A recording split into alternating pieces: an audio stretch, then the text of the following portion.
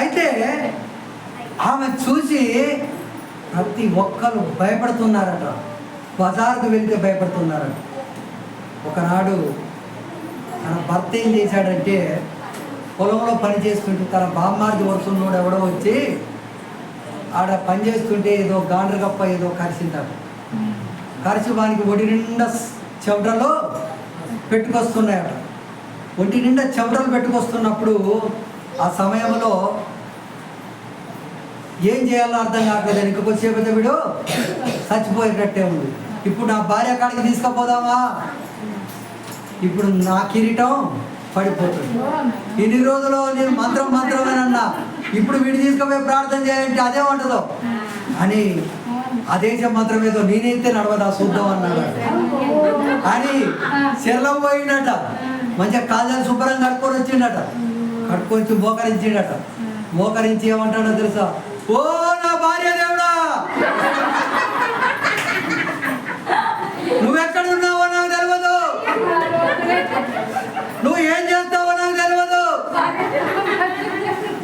నా భార్య మాత్రం ప్రతినిత్యం నిన్ను స్తుతిస్తుంది, ఆరాధిస్తుంది.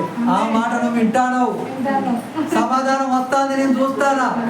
ఈ రోజు కూడా నీ చేసేది నా బామ్మ తింటాను, వీడు బాగా కావాలి. ఇక నాకేం రాదు కాదు, ఏందో ప్రార్థనిందో నాకు తెలియదు.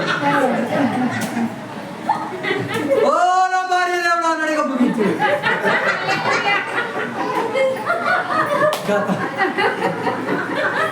అన్న 10 నిమిషాలకి వీరి గోటి నిండా చల్ల చూడలు ఉన్నాయి కదా, అన్ని తగ్గిపోయినాయి అట. మంచిగా నిద్రలోంచి లేచినట్టు లేచిపోతున్నాడట వీడు. అప్పుడు పోయి భార్య 2 కాళ్ళు కట్టుకున్నాడట. నన్ను క్షమించి, నన్ను క్షమించి. ఇన్ని రోజుల నుంచి నీలో ఉండబడిన దైవ శక్తిని నేను గుర్తించలేక అదొక మంత్రం అనుకున్నాను. కానీ ప్రార్థిస్తే ఎవరి మాట అయినా వింటాడు మీ దేవుడు అన్న సంగతి నాకు తెలిసింది. ఇప్పుడు నీ దేవుడే నా దేవుడు,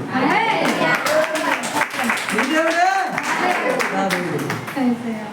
కానీ అలా అనుకున్నాక ఒక సాటలా అలాంటి మనస్తత్వం వచ్చింది. ఎందుకోసం అంటే గుడ్డకు పట్టిన మురికిని నేను తీయగలగా, మనిషికి పట్టిన మురికిని నేను ఎందుకు వదిలించలేను. అలాంటి మనస్తత్వం మీలో కనుక ఉంటే దేవుడు మీకు ఎలా ఉంటాడో తెలుసా? తోడుగా ఉంటాడు. ఆయన తోడుగా ఉన్నాడు అనుకో, నీకు శ్రమలు వచ్చినా బాధ లేదు, ఇబ్బందులు వచ్చినా బాధ లేదు, సమస్యలు వచ్చినా బాధ లేదు. చెరసాలకు పోయినా ఆ చెరసాల నుంచి తీసుకొచ్చి సింహాసనం మీద కూర్చుండబెట్టు. అప్పుడు అపవాది అనుకున్నదట, ఏ సేపును అడ్రస్ లేకుండా చేయాలని నేను అనుకుంటే వాడు ఐగుప్తు దేశానికి పెద్ద అధికారి అయిపోయాడు. పెద్ద అధికారి అయిపోయాడు.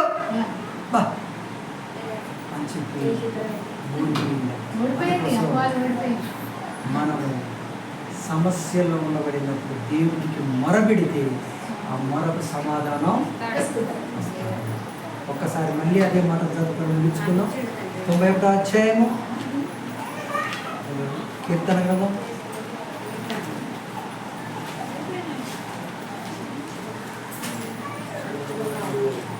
91వ అధ్యాయం 15వ వచనం.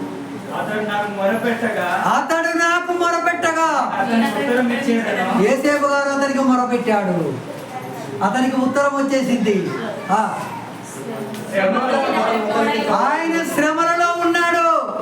17 సంవత్సరాల నుంచి 30వ సంవత్సరం 17 సంవత్సరాలు కటిక శ్రమలలో ఉన్నాడు. అతన్ని విడిపించి గొప్ప చేసేసాడు, దీర్ఘాయుష్మంతుడిగా చేశాడు, తృప్తిపరచడు. రక్షణ అతనికి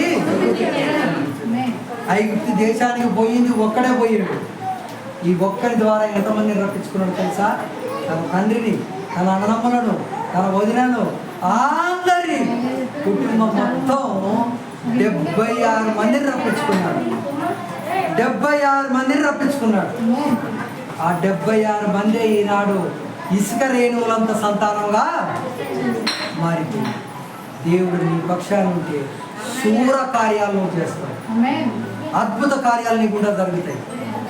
ఒక సాకలామే గంట పనిచేసిందంటే మీరు అంతకంటే గొప్పవాళ్ళు. మీరు ఎప్పుడు శాంతక్క లెక్క ఉండాలండి, కాంతక్క లెక్క ఉండకండి. దేవుడు నామానికి మహిమ కలుగును గాక.